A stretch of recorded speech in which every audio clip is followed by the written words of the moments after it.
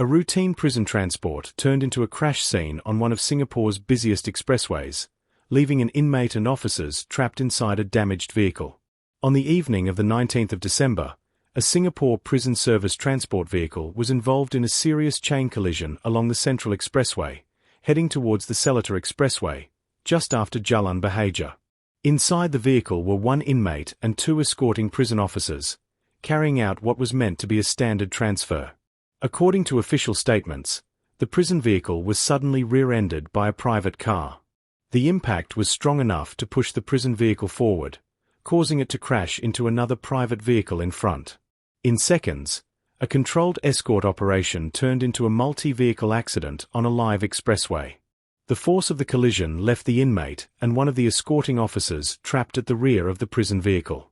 Emergency crews from the Singapore Civil Defence Force were dispatched to the scene and had to use hydraulic rescue tools to free those trapped inside. This was not a simple door-open rescue.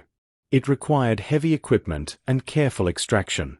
All three people inside the prison vehicle, including the inmate and both escorting officers, suffered injuries. Thankfully, these injuries were assessed to be minor. The inmate was examined by an SCDF paramedic at the scene before being taken to Changi General Hospital for further checks. He was later discharged after receiving treatment. The Singapore Prison Service confirmed that the Singapore Police Force has been informed and investigations are ongoing to determine the full circumstances of the crash.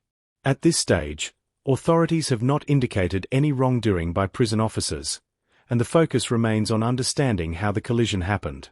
Incidents like this raise important questions about road safety, especially when government vehicles carrying inmates are involved in accidents on public roads. These operations are tightly controlled, yet they still depend on the behavior of other road users and real-world traffic conditions. So here's the question for you. Should there be stronger protection measures or different transport methods for inmate transfers on busy expressways? If you found this breakdown useful, remember to like, share, and subscribe to 2230 for clear, factual coverage of the stories happening around Singapore.